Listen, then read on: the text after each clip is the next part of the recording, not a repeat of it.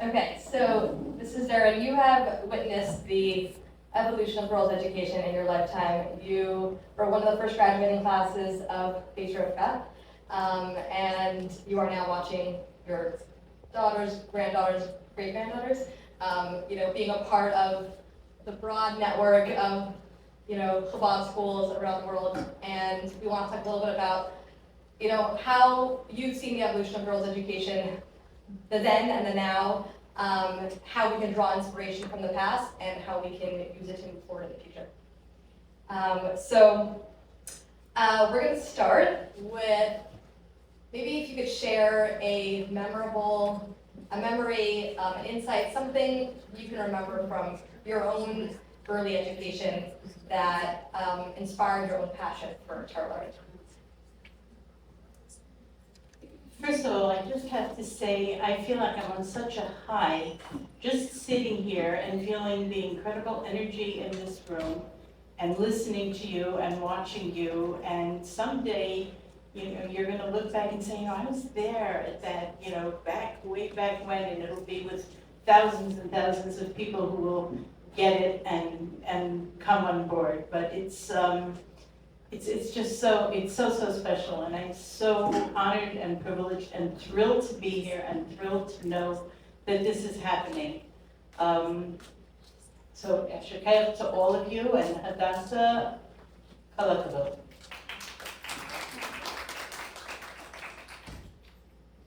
And I just want to acknowledge Hadassah's mother, who is here, who is a teacher and a role model for all of us, and somebody who has always made learning for women a very natural and expected thing. There's an expression, a description, something called Tzipar HaMedaberes, a bird that talks. When you see a bird that talks, nobody wonders,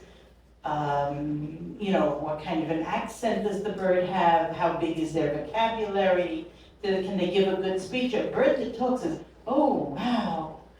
And there was a time that people, I'd say just, going back, one of the advantages of being a grandmother, Baruch Hashem, a great-grandmother, is that I can go, back 10, 20, 30, 40, 50 years and whatever. And it just seems like I could, I know it sounds absolutely ridiculous to you. And Mitzvah Hashem, you'll understand. Those of you who don't, you will. But there was a time that there were always girls who learned. When I say always, I'm going back to my years in Beis Rivka. I came to Beis Rivka in 1961. I was 10 years old. I was born and brought up in Nashville, Tennessee. My parents started a day school. At that point, they didn't have a grade for me. They had no plans of what to do. My father had Yechidus Pesach time. I was turning 10 in the summer. And the Rebbe asked about my education, and my father was stunned. They hadn't even had a discussion about making any kind of change. I had a lot of things going for me, and one of the big things was that my father was my teacher for the Limudei Kodesh, and I always felt that he took me seriously, that even though he was very, very busy, we lost out a lot in terms of time. I didn't have a lot of time with him, but it was real quality, and there was not even a question that I felt respected as a student. He was a master teacher, and to this day, it's affected how I look at learning. I like the idea of it actually a whole lot more than actually always doing it, but that's I want to cast a little bit of a wider net. Not just for the people who are the natural scholars, but for the people who are like, it's interesting, it's exciting, but I'm not the type. And I want to come back to that because I think it's really, really important. In any case, there are a lot of details of the story, and for me, very interesting, but, and whatever, I can share it later. I came to Beis Rivka. My grandparents lived in New York. They lived in Bensonhurst, and the Rebbe said that the question of which school I should go to, I should make that decision. Because they were very close to Beis Yaakov in Borough Park, which had a new building. Beis Rivka was then 3 city buses away from where my grandparents were, on the other side of Jackie Robinson Parkway. bad, difficult neighborhood, et cetera, et cetera. And, I walked into Beis Rivka, and from the first minute, I knew that this was where I wanted to be. Several reasons, from the way that we were greeted, that was a big piece of it. It was also the first time in my life that I had been inside a building that had a picture of the Rebbe, and it wasn't a place that was connected to my family. But I saw the Rebbe's picture, so I knew that I was home.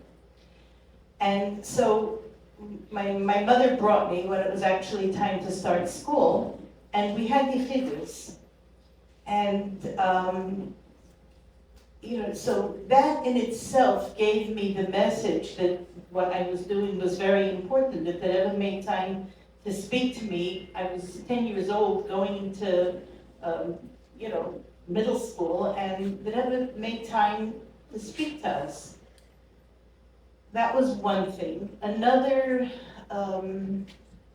image that was very important for me to see the importance of what I was doing. You say about, it's very dangerous, Hadassah, to ask me to go back in time because I can go on and on and on. The generation that gapped, the real difference between the older generation and the younger generation was not my generation, not my parents' generation, but my grandparents' generation. And I'm talking about in Russia, in Eastern Europe, in the late 1800s, early 1900s. Mrs. Mrazov said before about how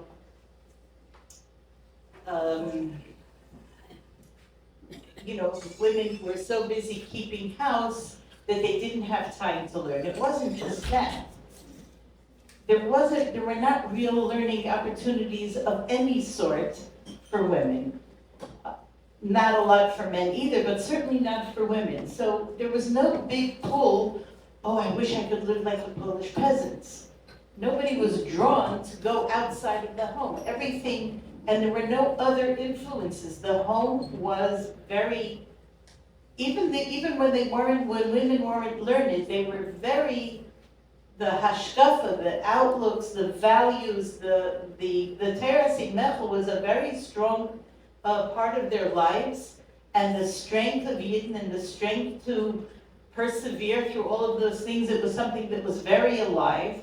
And there wasn't a pull to the outside world. So the strength by which we overcame all of the persecutions and Rahman al-Tzan, all the terrible things, that was something that was coming from women in a very real way. Then the Haskalah hit, and then the opportunities hit. And in my grandparents' generation, there was already Tamchit for the Bachman. There was a yeshiva. The yeshivas until then, they dealt with how to do Yiddishkeit. Tamchit was the first opportunity for young Bachman to get the feeling of why? Why are we doing this? Even if the question wasn't put that way, but the Chassidus gave them the fortification to go out into a world that was opposing all of our values 120, 30 years ago. But there's nothing like that for girls. So in the early years of Tamchit Mimin, you know that it was really hard for a bacher to do a good shidduch. Because the girls, they were often in gymnasium, they were getting secular education, they were going to university, they had all kinds of opportunities. They were assimilating very much into the outside culture, and I'm talking about girls from very frum, even Chassidish homes. So that challenge was way back then. What happened in between? What happened in between? How did we get to where we are now? So the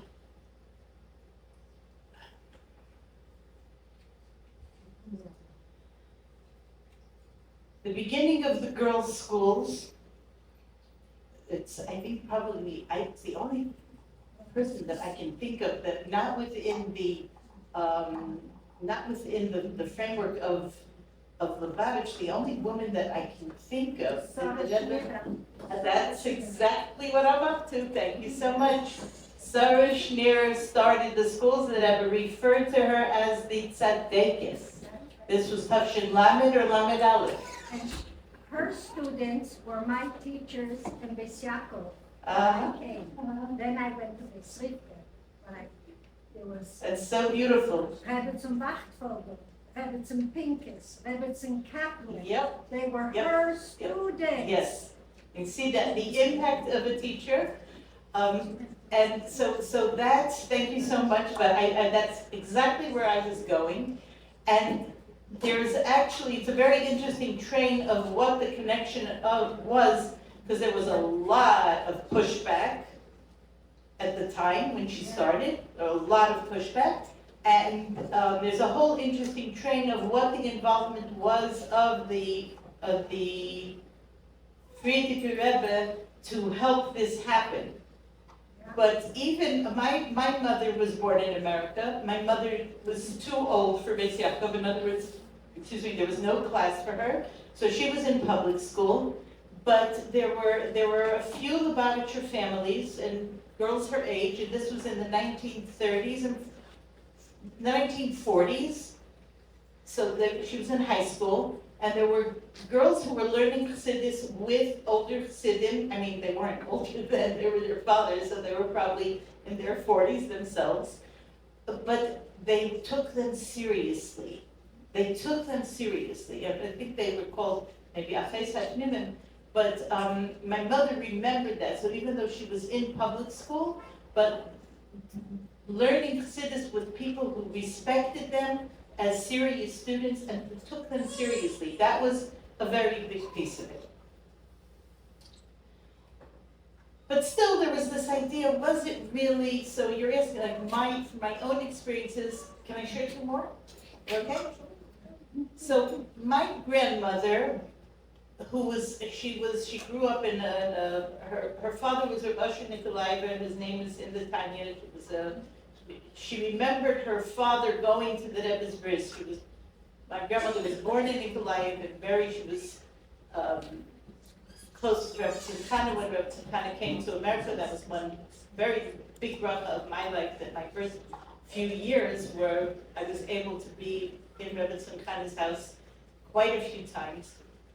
And the question of how learned she was and how much it was like expected, that was for sure. My grandmother ran this organization called Ladies Auxiliary for Beis Rivka. These bubbies would get together. So these would be like your great-great-grandmothers. This is in the 1960s. These were older women. Most of them had come through Russia, through all kinds of suffering and difficulties and so on.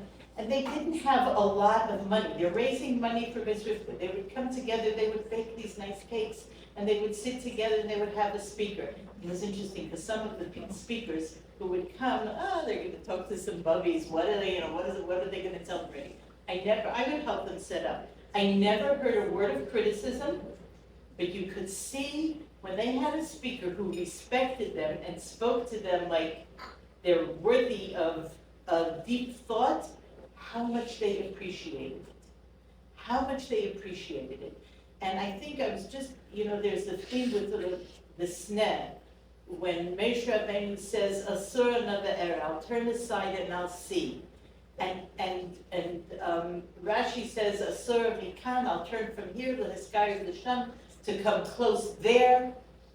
The Baal Shem Tov explained that there's the fire and the passion of the big Talmidei Chachamim, and they have to, and Moshe Rabbeinu says, I have to turn from that, I have to turn to get close to that. Come close to what? Come close to the sneh. Come close to this burning bush.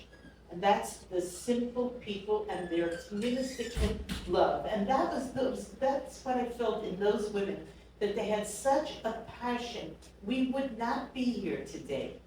We would not be here today if they did not have the passion not only to live with Yiddishkeit and live with Chassidus, but to do it with joyfully. And so they couldn't have put it into words, but they knew that this is emes, and they went all out for it. And the idea of girls learning, they were so, so proud. They were so proud of it. Now, there was still this idea, what was it called? It's auxiliary. You know what auxiliary means? It's on the side. It's a help.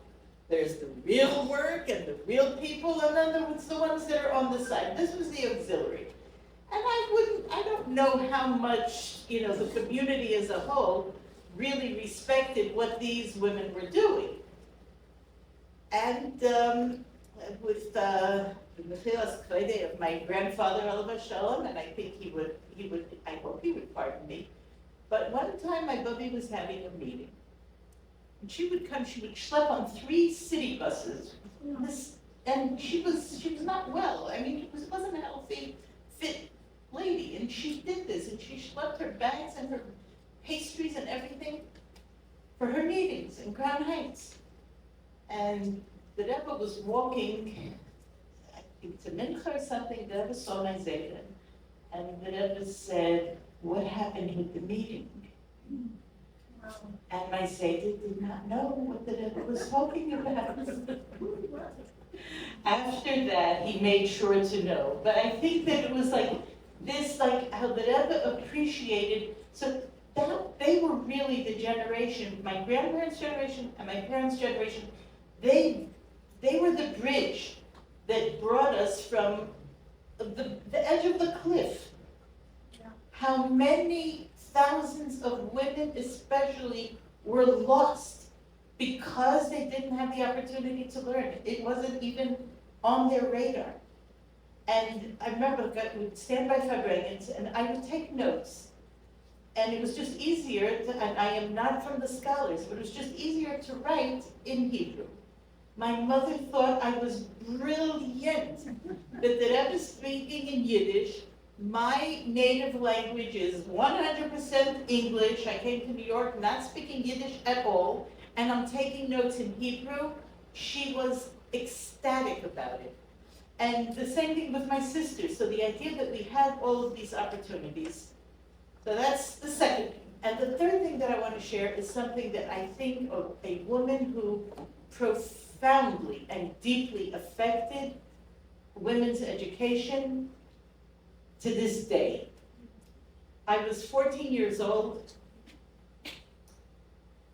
and there was an Neshei Chabad convention in those years. The midwinter conventions would be one day, some city not too far from New York, and we went from New York to Philadelphia.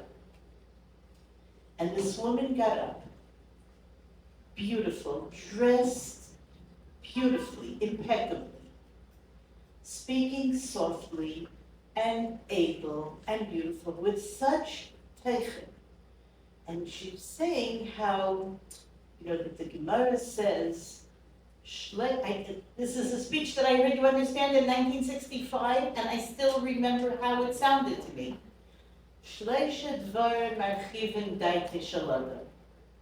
That there are 3 things that give a man hachavas hadas, like expansiveness, I guess would be the word, of mind. Dirana, kelinai, ve'ishana. A beautiful home, pleasant furniture, and a pleasant wife. So she said, so Dirana, we understand, pleasant home.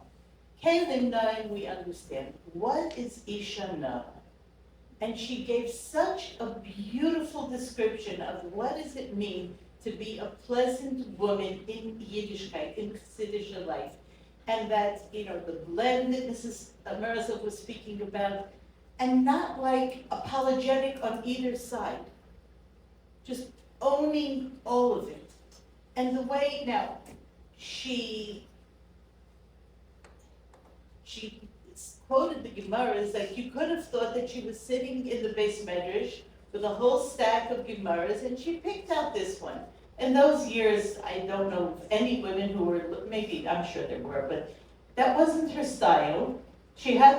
When she had to speak, she would sit with her husband, and he would give her the thought, give her the material, and she would own it. She would own it. And she would share it that way. And I felt like I'm going to follow this woman to the ends of the earth. Okay, a little bit of a spoiler alert. She was my aunt. Not only my aunt, but she became my mother-in-law.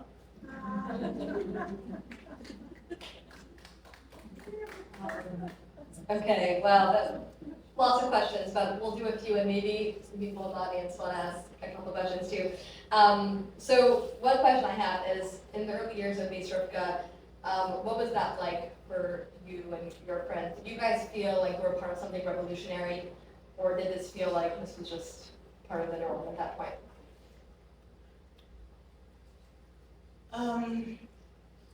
I don't think we felt revolutionary. I think it was already established enough. I mean, I was one of the fifth high school graduating class, but girls' schools had been around. Most of the mothers of my friends had gone to Beis Yaakov and then later to Beis Rivka. So I don't think it felt revolutionary. We did not have any idea of the scope of what this could really be. We, like what you have now, we did not sense that at all then.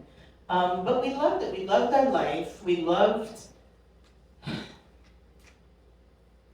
like, to stand by a Farbrengen and to, be squished and pushed, and there was just no question that was where we would want to be, without understanding, for many of us, without understanding very much of what the Rebbe said, and there was still something that held us. And then, of course, there were the girls who did, and they would, explain. My husband and I just marked, Baruch Hashem, 50 years on Shlichus. And we started out on a campus in 1974. And one of the first experiences that I had was the second woman to be ordained as a rabbi in America was a classmate of the Hillel rabbi, Reconstructionist ordination, and she was invited to speak for the students. And I had just been there for 2 months. There were no articles, speakers, books, anything about the position of woman, except maybe the Jewish woman in halacha, things about the mitzvahs of the woman, but the big picture of who a Jewish woman is did not exist. And she went on and on in her speech.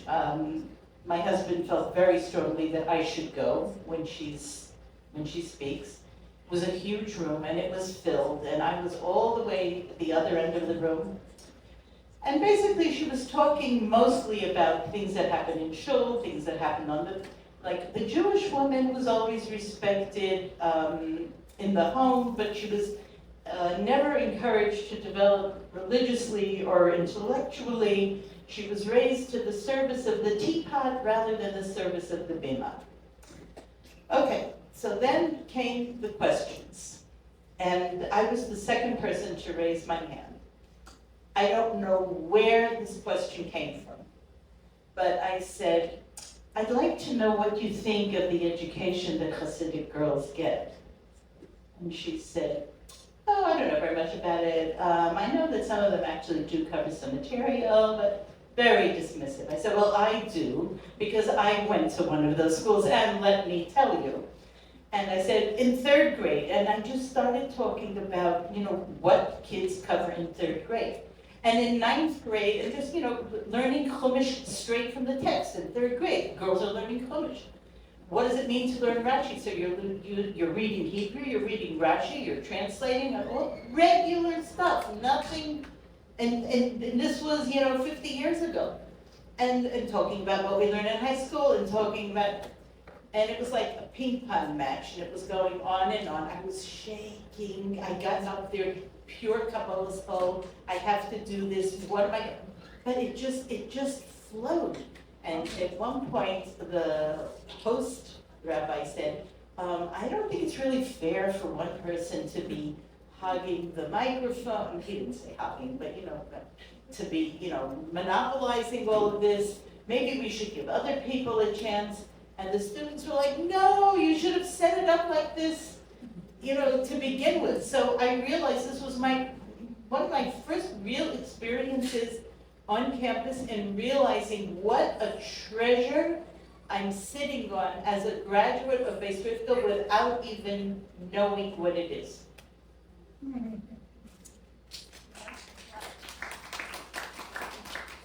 So when we spoke on the phone before to talk about this interview, you said you wanted to focus less on the past and more on the present and the future.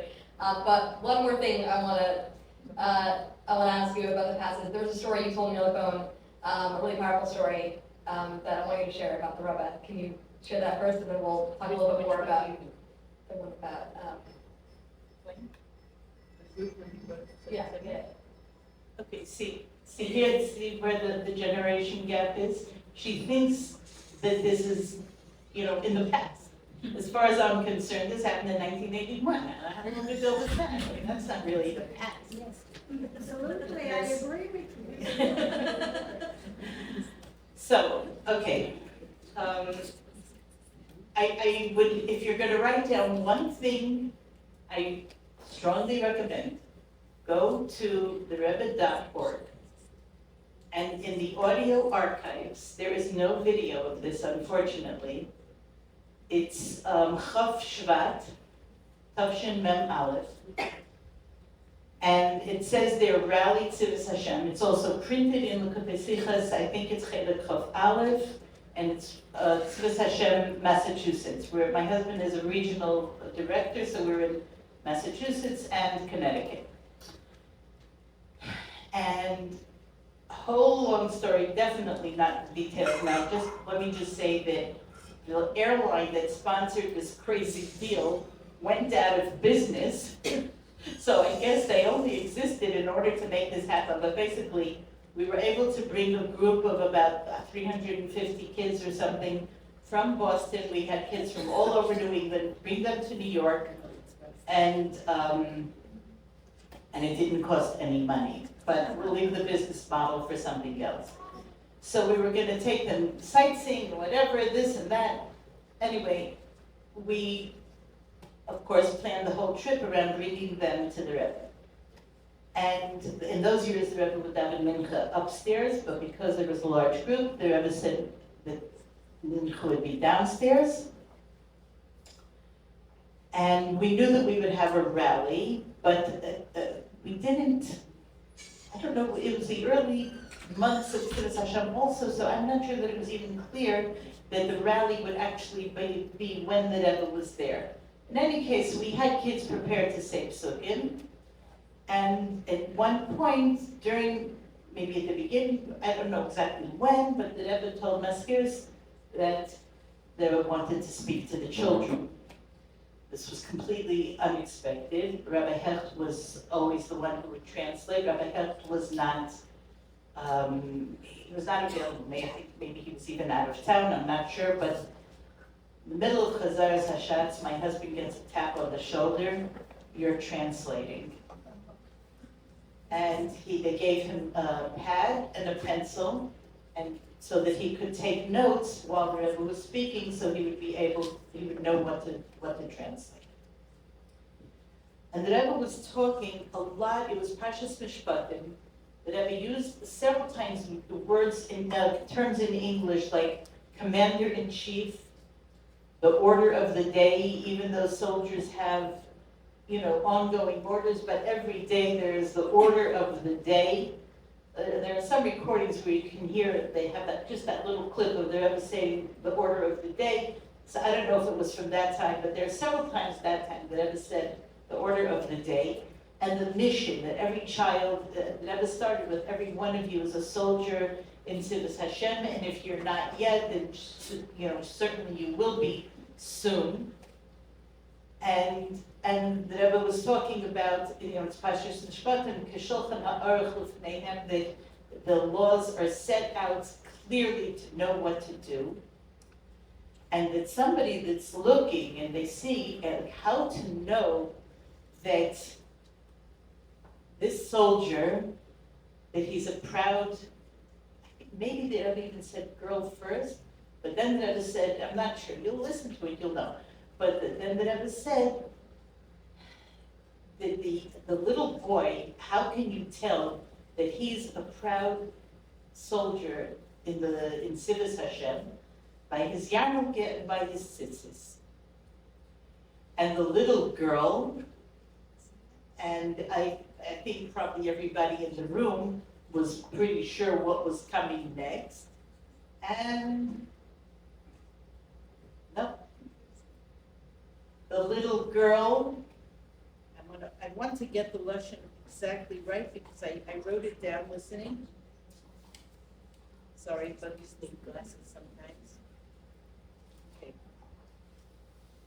That she says Shema Yisrael, she says the words of Shema Yisrael by heart with a levitikite.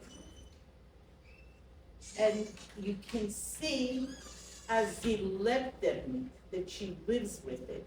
Talking about what the words mean. That she says it with a levitikite and like something that she lives with. And then she says further, if somebody's like, but how do you know? And she explains, B'nai Bara Elikim, that the Eibishter created this whole world and everything that's in it. And to defeat, it's all his, to defeat the Yetzer Hara who wants to hide the fact that the Eibishter is Balabas. Interesting, just noting that, not just the question of the Yetzer Hara trying to get us to do whatever, but to hide the fact that the Eibishter is Balabas. And this little girl, she's proud and she's, with a levitikite, a mezet as he left in it. Okay, so my husband's translating, and you'll hear on the tape, it's in Sicha too, there were two Sichas, my husband translated like twice. You'll hear in the tape that there's a pause. He stops talking. He just stopped talking. Why? Because he felt something, he looked up, he realized that Rebbe had called over Rebbe Groner, and my husband stopped talking. I will confess that I was afraid I'll make a mistake. I never heard of this happening, that the Rebbe should stop the translation in the middle. Baruch Hashem, he did not make a mistake. The Rebbe wanted to add something. The Rebbe wanted to add, and also by the way that she's dressed. But the first thing that stands out is that she says words of Torah without hesitation, with a levitikite. You realize how powerful that is? That's what stands out. You were talking before about Matan Torah, and one of the things with Matan Torah, we used to think, when we were in high school, we thought that everybody knows that Kesema, the Beis Yaakov, speak to the women first, that all women must know this. And we found out in those years it wasn't actually true. But we in Chabad, we all knew that pasuk and that Rashi without a question. But there's some interesting thing in the preparation for Matan Torah. What was one of the things that they had to do? For all of these things that are happening, and we hear about the Andas, go do your laundry. Go do your laundry. Why in the world are we being told to go do our laundry?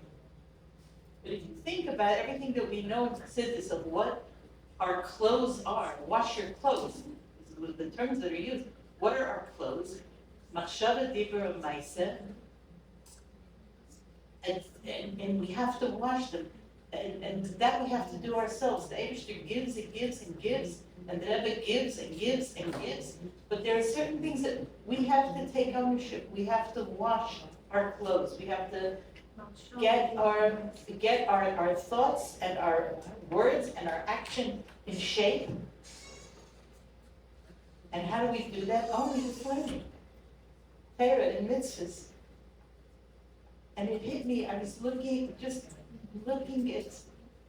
davening a week ago. L'chadedi, livshi b'gidei sif'ai ami. What happens to a Jewish woman when she puts on her beautiful clothes? When she furnishes her brain? When she can think and she can speak and share thoughts of Torah. So I don't know if this is the past Hadassah, but if that's the story, that's the story. Beautiful. Thank you. Okay, so we'll do maybe one or two more questions. So I'm sure you've seen a lot of change and development in girls' education from when you were in school now to your granddaughter, but she's gotten her education. I'm curious if you could share a little bit about what changes do you see, and do you feel like we've reached the peak of what girls' education could look like? And if not, what's next? Where do we go from here? It should be like 20 times the amount of people, then you'll have a question about reaching peak. Okay, I said at the beginning that I wanted to talk about the ones who are not the scholarly types, because I would identify with that group. And I think one of the big prisons of my growing up was, everything fit into boxes. And one of the worst boxes was, I'm not that type. And one of the decisions that I made not very long ago, and I'm gonna say it in my terms, not very long ago, 15, 20 years, maybe less. It's not a lot of time. It's not something that I grew up thinking, that I'm not gonna be boxed in by I'm not that type. And I think that there are a few things that made a big, big difference. In learning, I would describe myself as a chikas failure. I tried, and then I would, after Lamed Ches, after Shmini Atzeres, after the Rebbe's heart attack, I would not go to sleep until I learned chikas, or the way we would say it then, until I said chikas or did chikas. Learning chikas was a whole other level, but at least something. I'm not going to go to sleep until. And then the line would run in my head, oh, and then for the rest of her life, she always learned chikas.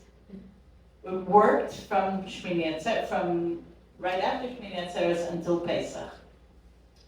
Pesach, I didn't go to sleep. We worked straight through the night. The next night was the Seder, and the next night was another Seder. By the time it got to Chol Hamoed, oh, I blew it. And I'd have other such things. I'd start and I'd stop, and I'd start and I'd stop. And to face the fact that I'm not gonna excuse myself anymore with I'm not that type, I'm gonna do a something. I'll do something. That was a help. The bridge for me, the bridge for me was Hayom Yom, and to this day it is. That I try to learn Hayom Yom the night before for the next day. I don't always remember when I look at it again in the morning, but it's still, it changes your life. And davening, there was like a given. We knew that if you just had a baby, you're not davening chakras for, whatever it is. And the boundaries of davening were very fluid, and there were a couple of very basic things. Brachas was always there, and then blah, blah, blah, blah, blah, blah. And I think a lot of women were stuck with that. Well, a lot of women were stuck with, I can't learn, I don't have time. I can't daven, I don't have time. I'm not the type, I don't have time. And it was like a closed door.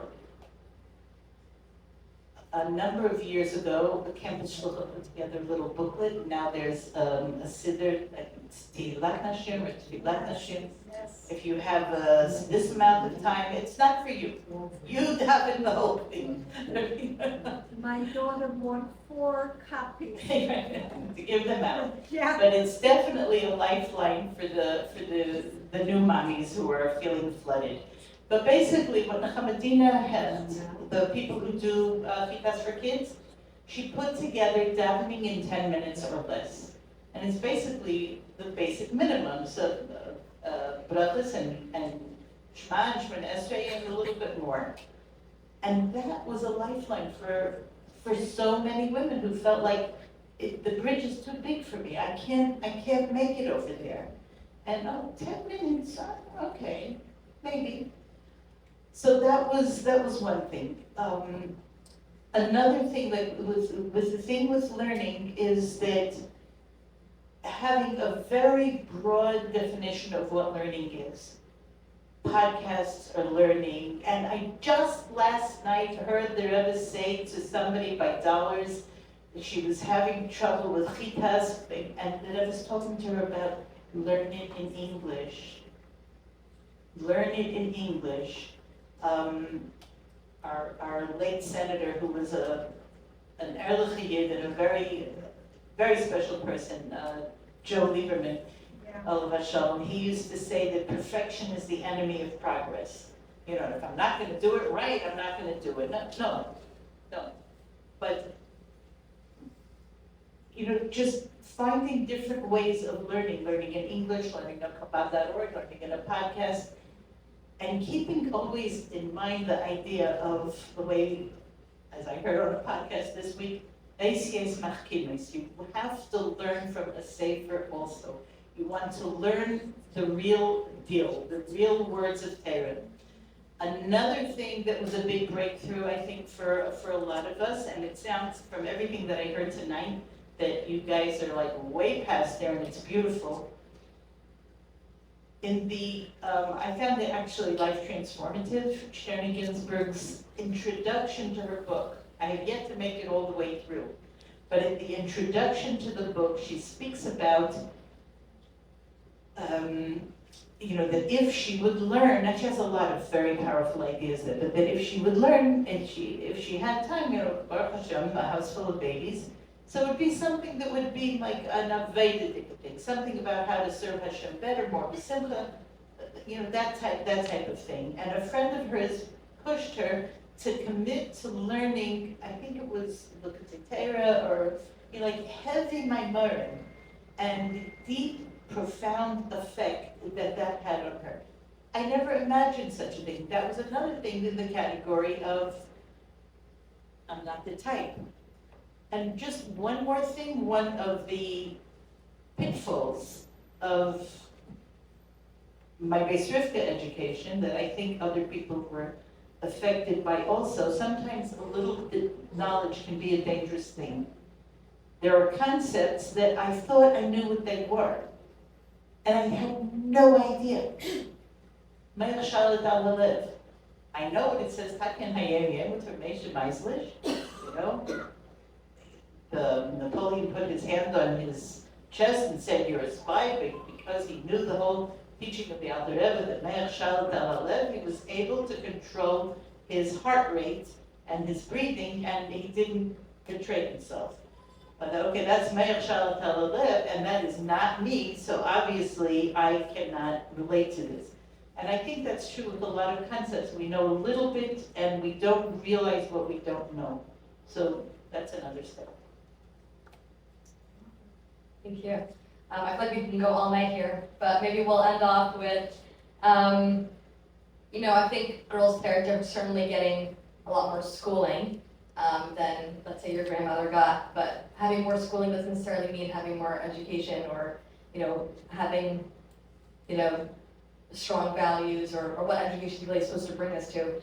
So I guess maybe to end off, how do you feel, I guess what something do you feel your grandmother had that we can learn from and, you know, bring weapons into the education that we give our children today?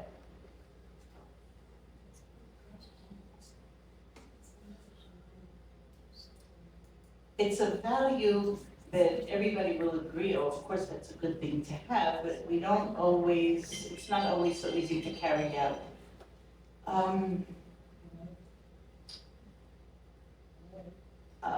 There's a term, and it's one of those things that I think is sometimes used in very bad ways in education. Even a term that's sometimes weaponized. And I think sometimes educators use it to cover up their own shortcomings as educators. And that's Kabbalah Soul. Kabbalah Soul is a huge, huge value. It's huge, no question. It's the foundation. But we don't live in the basement. House has to have a foundation, but we don't live there. And you have to be really, really careful when you're teaching children the value of Kabbalah's O. Sarah Kaplan, who, if you've been to Sfas, if you know her, she's an educated woman, an incredible educator. She says Kabbalah's O is directed to the student. It's not directed to the teacher. There's no mitzvah of Hatolas O that the teacher has to put onto the student. The teacher has to, in the famous Hayagim, it's where that I was speaking about, everybody has to think a half hour a day, just like you put on the film, you have to think about the education of children. And there's a phrase there that I don't think we always pay enough attention to do everything you can and more than you can to see to it that they should go in the way in which they are being led. But what's the operative phrase there? They should go. As an educator, the only real tool that you have is motivation. Maybe you can, coerce for a short time at a young age. It's not long lasting. What are you doing to make them want to do this? That is your challenge as an educator. And I think that, in the my grandmother's generation, they could not explain anything in terms of what Torah teaches. They did not have that knowledge, but they knew what to do, and they were absolutely committed to doing it. And if we can put ourselves into that mind frame, yes, I have to study, and yes, I have to question, and yes, I have to learn, but I can't hold the future hostage until I figure it all out. I have to do the right thing and make sure that I'm learning everything along with it. And that's, I think, a lesson that we can take from them. Another thing that was very prevalent in their time was doing for other people and how much you benefit from that. But that was like a given, something that we can learn. And the women that I can think of from the grandmother that I lived with is the grandmother that I've been talking about, but my other grandmother, my father's mother,